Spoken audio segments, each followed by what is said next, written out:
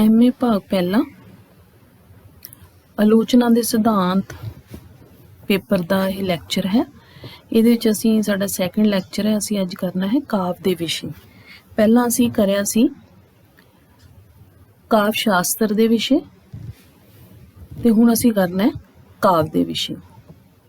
मतलब कि जिहड़ा साहित्य है वो किहड़े-किहड़े विषयां बारे लिखिया जा सकता है या कविता का काव्य का विषा की हो सकता है। काव्य इज इक्वल टू समूचा साहित्य मन के ही असी जिहड़ा समझांगे। भारतीय काव्य शास्त्र विच काव्य ते नाट्य ये बहुत इंपॉर्टेंट चीज़ है कि वार-वार सानू जिहड़ा है ये चीज़ां आउणगियां। नाट्य आपां कहने हैं कि फिर कल्ले नाटक की क्यों गल करते।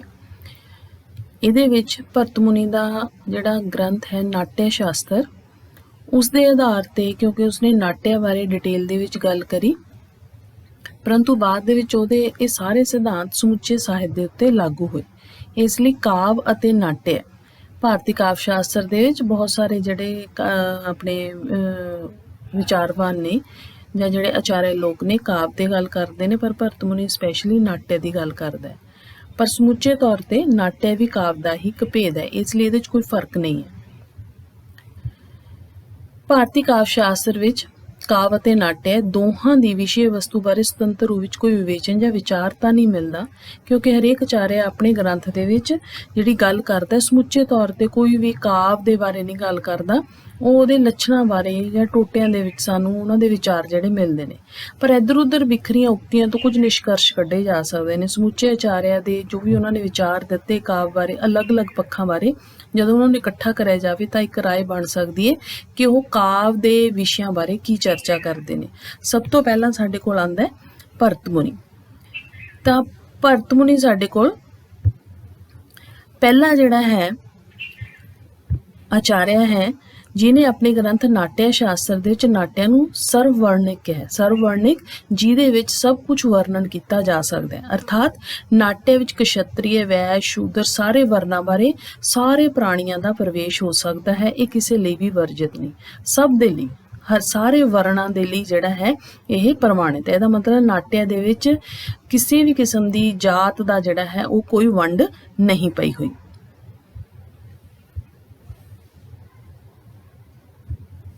वेट अ मिनट, पहला ही हो गया अपना।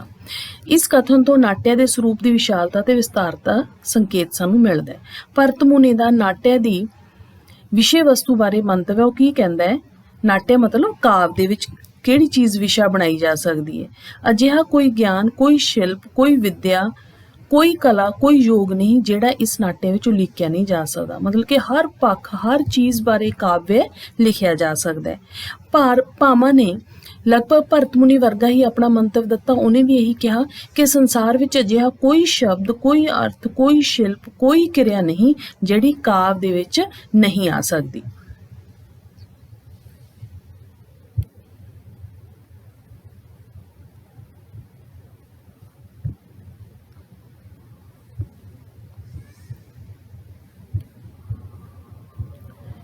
वो कहता है कि संसार विच अजिहा कोई शब्द ना कोई अर्थ ना कोई शिल्प ते ना ही कोई क्रिया है जिहड़ी काव्य का एक उपयोगी अंग बन के उसकी सहायता नहीं कर सकती। मतलब उसनूं शामिल नहीं किया जा सकता।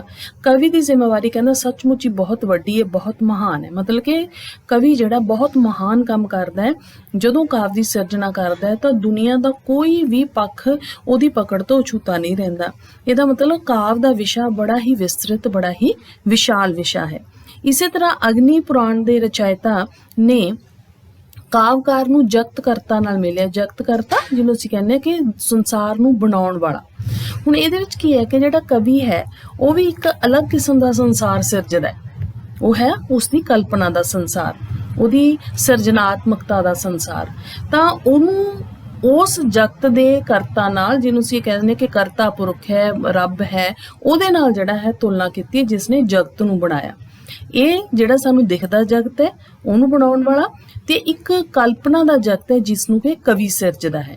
उहदे नाल मेल के उसके महान स्थान अते उदार जिम्मेवारी वाल संकेत करदे हो कहंदे कि इस अपार अते अनंत काव्य रूपी संसार काव्य रूपी संसार किहड़ा जिहड़ा काव्य है जिहड़ा साहित्य है उहदे विच कवि ही एक सृष्टि का ਰਚਨਾਹਾਰ ਹੈ, ਕੋਈ ਨਵੀਂ ਕਿਸਮ ਦੀ ਸ੍ਰਿਸ਼ਟੀ ਸਿਰਜ ਲੈਂਦਾ ਹੈ, ਇੱਕ ਜਗਤ ਜਿਹੜਾ ਸਿਰਜ ਲੈਂਦਾ ਹੈ, ਦੁਨੀਆ ਸਿਰਜ ਲੈਂਦਾ ਹੈ। ਉਹ ਜਿਵੇਂ ਚਾਹੁੰਦਾ ਹੈ ਉਹ ਆਪਣੀ ਦੁਨੀਆ ਦੀ ਰਚਨਾ ਕਰਦਾ ਹੈ। ਕਵੀ ਦੀ ਕਲਮ ਦੇ ਵਿੱਚ ਹੁੰਦਾ ਕੰਟਰੋਲ ਕਿ ਉਹ ਜਿਵੇਂ ਦਾ ਚਾਹੇ, ਜਿਵੇਂ ਮਰਜ਼ੀ ਚਾਹੇ ਲਿਖੇ। ਆਪਾਂ ਕਹਾਣੀ ਦੇਖਦੇ ਹਾਂ, ਨਾਟਕ ਦੇਖਦੇ ਹਾਂ, ਉਹਦੇ ਜਿਹੜੇ ਪਾਤਰ ਸਿਰਜੇ ਹੋਏ ਨੇ ਉਸ ਨਾਟਕਕਾਰ ਨੇ, ਕਹਾਣੀਕਾਰ ਨੇ ਆਪਣੀ ਮਰਜ਼ੀ ਨਾਲ ਸਿਰਜੇ ਨੇ। ਇਹਦਾ ਮਤਲਬ ਉਹ ਆਪਣੀ ਸ੍ਰਿਸ਼ਟੀ ਦਾ ਆਪ ਰਚਨਹਾਰ ਜਿਹੜਾ ਹੈ ਉਹ ਬਣ ਜਾਂਦਾ ਹੈ। ਇਸ ਦਾ ਭਾਵ ਇਹ ਹੈ ਕਿ ਭਾਰਤੀ ਕਾਵਿ ਸ਼ਾਸਤਰ ਵਿੱਚ ਕਵੀ ਦਾ ਸਥਾਨ ਇੰਨਾ ਹੀ ਉੱਚਾ ਹੈ ਜਾਂ ਉਸਦਾ ਇੰਨਾ ਮਾਣ ਹੈ ਜਿੰਨਾ ਕਿ ਦੁਨੀਆ ਦੇ ਸਿਰਜਣਹਾਰ ਦਾ। ਇਹ ਬਹੁਤ ਹੀ ਇੰਪੋਰਟੈਂਟ ਜਿਹੜੀ ਹੈ ਉਹ ਚੀਜ਼ ਹੈ। ਇਸੇ ਲਈ ਵੇਦ ਵੀ ਪਾਰ ਬ੍ਰਹਮ ਨੂੰ ਨਾ ਤਾਂ ਤਾਰਕਿਕ ਨਾ ਹੀ ਦਾਰਸ਼ਨਿਕ ਸਮਝਦੇ ਨੇ, ਸਗੋਂ ਉਸ ਲਈ ਕਵੀ ਸ਼ਬਦ ਦਾ ਪ੍ਰਯੋਗ ਵੀ ਕਰਦੇ ਨੇ। ਉਸ ਲਈ ਕਵੀ ਵੀ ਕਿਹਾ ਗਿਆ ਕਿਉਂਕਿ ਉਹ ਸਿਰਜਦਾ ਹੈ। ਠੀਕ ਹੈ, ਤਾਂ ਇਹ ਸਾਰੀਆਂ ਕਲਾਵਾਂ ਵਿਸ਼ੇਸ਼ਕਰ ਕਾਵ ਕਲਾ ਦੀ ਜਿੱਤ ਦਾ ਮਹੱਤਵ ਹੈ। ਇੱਥੋਂ ਪਤਾ ਲੱਗਦਾ ਹੈ ਕਿ ਇਹ ਚੀਜ਼ ਜਿਹੜੀ ਹੈ ਉਹ ਕਿੰਨੀ ਇੰਪੋਰਟੈਂਟ ਹੈ। ਸਿੰਪਲੀ ਆਪਾਂ ਕਿ ਜਿਹੜਾ ਕਾਵਿ ਹੈ ਇਹਨੂੰ ਤੇ ਇਸ ਨੂੰ ਸਿਰਜਣ ਵਾਲੇ ਨੂੰ ਜਿਹੜਾ ਹੈ ਕਿੰਨੀ ਮਹੱਤਤਾ ਦਿੰਦਾ ਹੈ ਕਾਵਿ ਸ਼ਾਸਤਰ।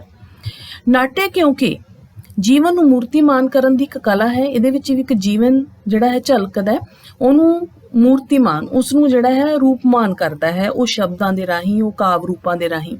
ਇੱਕ ਨਕਲ ਅਥਵਾ ਅਨੁਕਰਨ ਹੈ। ਇਹ ਅਨੁਕਰਨ ਹੈ। ਅਨੁਕਰਨ ਦਾ ਵੀ ਸਾਡੇ ਕੋਲ ਇੱਕ ਅਲੱਗ ਕੰਸੈਪਟ ਜਿਹੜਾ ਹੈ ਉਹ ਆਏਗਾ ਇਹਦੇ ਵਿੱਚ।